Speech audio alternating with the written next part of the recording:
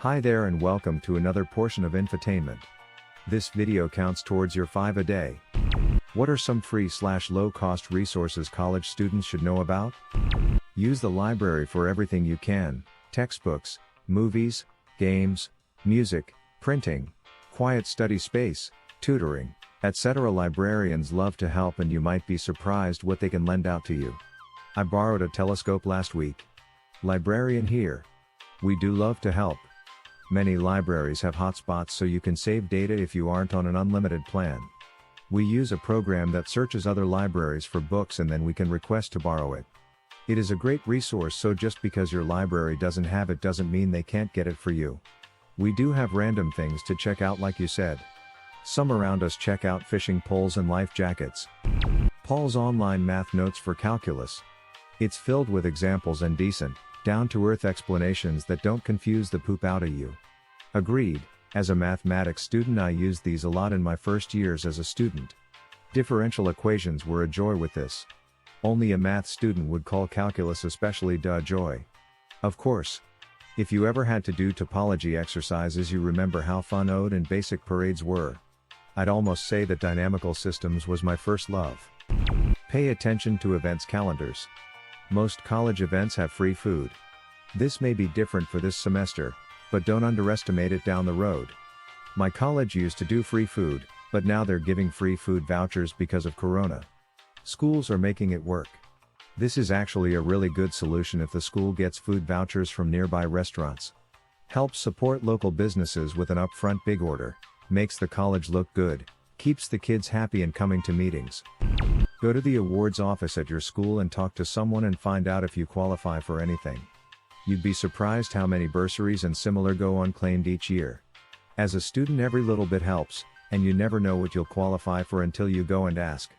Some are based on grades, sure, but many are based on need or your background or circumstances, and the occasional one is just first person to sign up with a pulse. Seriously, it's worth the hour it takes for you to go visit in person and talk to a real person who can guide you through. Or maybe you can do all that poop online now. But take the time, it could be free money to you and free you up to concentrate on your drinking studies. This is so true. My friend works at a major American university and she said many scholarships and grants aren't even given out because people don't apply. I applied for a few small random ones as a sophomore and got $1,500 in multiple small scholarships. Budgetbites.com. Cheap meals that are healthier and tastier than ramen and craft dinner. I second Budget Bites. When my dad was transitioning jobs, and we'd run out of paychecks from his last job, but the new jobs hadn't kicked in yet, we used BBS/OT.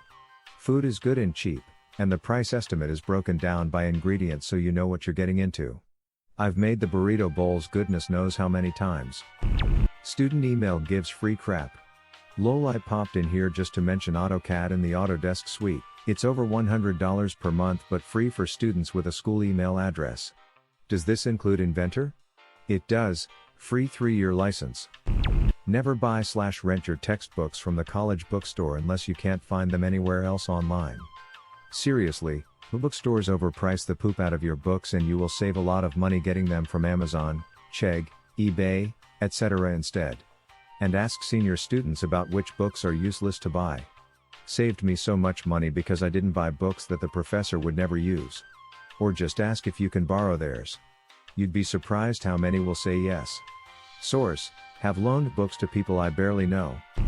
Google Scholar. Great free Google search engine that gives credible articles to use in research papers and show you how to properly cite them. I exclusively use this in the MSc I'm currently undertaking. You can log into your university's network, library credentials, to get access to most of the documents/papers. Referencing wise, it's incredible as it gives you multiple styles, for example APA/Harvard etc. You can also view related papers, which I've found incredibly helpful. Spotify Premium, Hulu, and Showtime for $5 per month total with a student email address. Works for grad school students too. Not helpful with productivity, but very helpful for sanity. They won't verify my student status. Very frustrating. They won't do it for me either. While not technically free, you probably pay a bunch of student fees for access to the gym, pool, Free/reduced cost public transportation etc. Understand what things your student fees cover and take advantage of them. Along with this, sometimes off-campus places, restaurants, museums, sporting events, etc., will give student discounts, so always ask and keep your student ID on you just in case. Great Clips gives like $2 off a haircut if you are a student. CLEP testing. It's a program that allows you to take a single test rather than an entire class for credit. It's only for some general academic courses, and each college has its guidelines on how they apply to credits. That said, taking advantage of them can reduce the time and money required to earn your degree. I'm looking at going to college and this CLEP thing sounds too good to be true. My academic advisor recommended it to me. It's a real thing. It's basically paying for an AP test without taking the class. Right there in your question, instead of using free, type open source, openware. Many softwares are actually free to students to use. C-Hub gives free access to download almost any paper. LibGen, download almost any textbook as e-copy. C-Hub is definitely illegal, but that never stopped me nor anyone I've talked to about it. I heard that the researchers who actually wrote the papers don't get any money for them, the scientific journals who publish them do. So I don't feel bad accessing them for Coon. Find the previous editions of your textbooks. Frequently they will be as cheap as 5 cents. If your professor pulls homework questions out of the current edition, go to the library and use their reference copy just for the questions.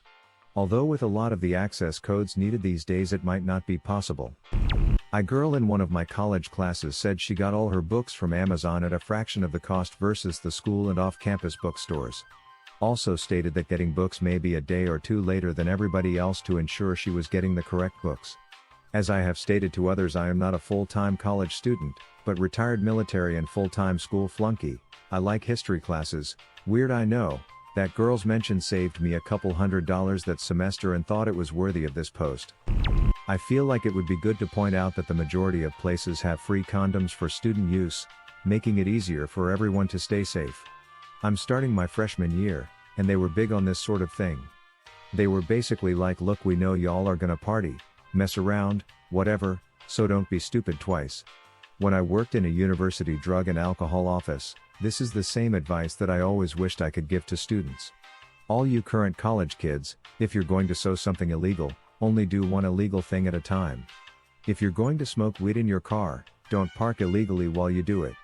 If you're transporting alcohol underage, don't speed. Basically, be smart about your dumb decisions. Avoid the things that will get you in double the trouble, because those are also the things that place you in an even less safe situation. If you are a starving student, and there's a Sikh temple in your area, they do something called a langar. It's basically food they serve to the community and it's legitimately good.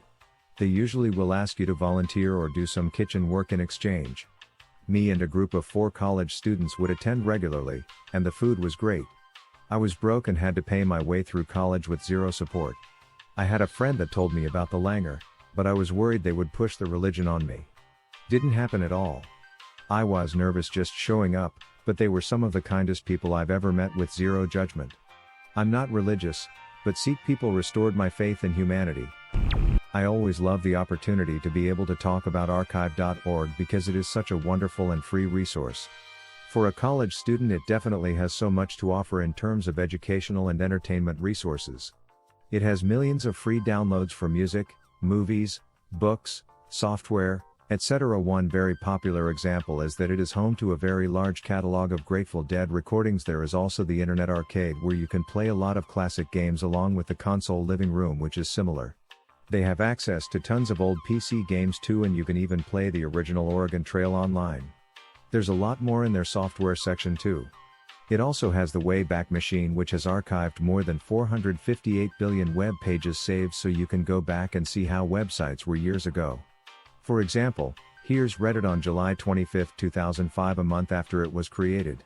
What would have been your answer or question? Leave it in the comments below. Slap that like and subscribe button for more, and check out the link in the video description for even more answers. Peace out, and catch you in the next video.